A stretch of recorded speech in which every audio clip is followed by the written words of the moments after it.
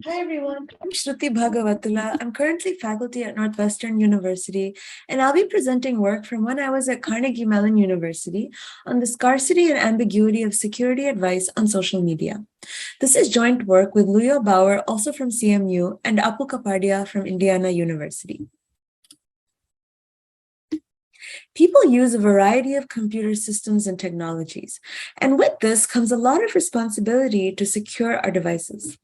For example, to secure our phones, our computers, our smart devices, we have to set passwords and we have to remember them.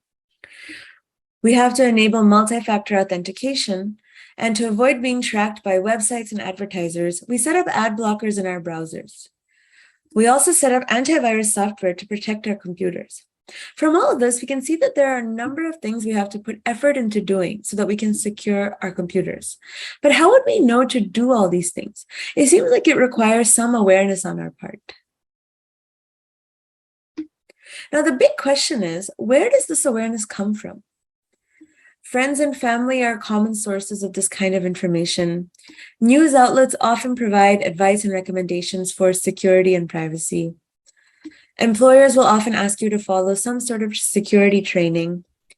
And social media is also a prevalent channel for disseminating this information. In fact, there have been studies showing that social media influence can actually encourage people to adopt healthy security behaviors in experimental conditions. Given those findings under experimental settings, it leads to a question of how prevalent is this influence in practice? In particular, we actually ask how often is security and privacy talked about on social media at all, regardless of its positive or negative influence. Now, this question is about how often is security and privacy talked about, both in terms of consuming content passively, like liking or saving a post, or actively sharing content. Essentially, our question is, are interactions with security and privacy content frequent? Now, to tackle the types of influences this information may have, we want to understand the ways in which security and privacy is talked about on social media. This is our second research question. Essentially, what are the posts about security and privacy conveying? We study these problems using two data sets. The first one is data from the Security Behavior Observatory. The SBO is a longitudinal data collection study that collects real-world behavioral data from people's computers, and it has a variety of data sets. For example, the passwords that these participants enter, their browsing history, software they've installed, and many other types of data. The SBO contains data about over 500 participants, and we study a subset of this data. The SBO collected data from 2014 to the middle of 2019, and participants were active in the SBO for various amounts of time. We also collected and used Facebook and Twitter data to augment this main data set.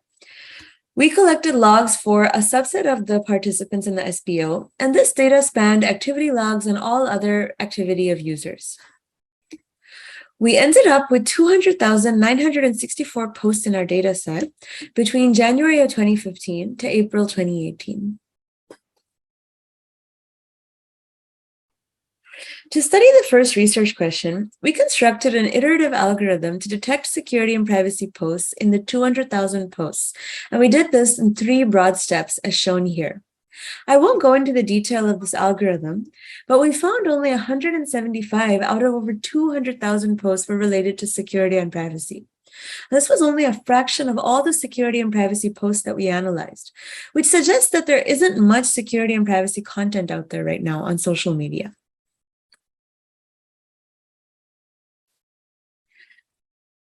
We now move on to the second research question.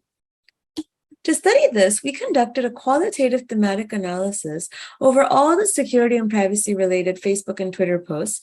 And through this process, we identified themes in how the posts talked about security and privacy. We ended up with 5 themes, and I'll describe 2 of these themes next.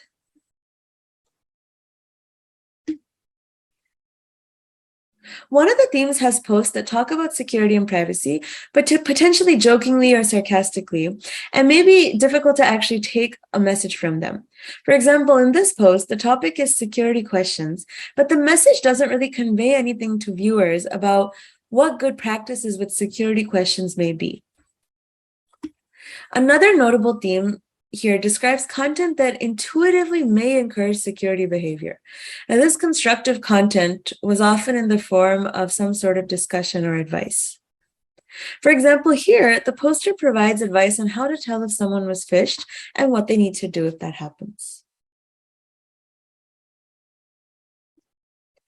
Now, out of the 5 themes, only posts in one of these themes, the one about constructive content, represented posts that we could have realistically expected to influence security behavior. Only 10 users interacted with constructive posts, and these constructive posts weren't common. Only a fifth of the already few security and privacy posts were constructive. More frequently occurring were posts and other themes that barely talked about security and privacy or talked about it without a clear message, for example, through jokes or other anecdotes.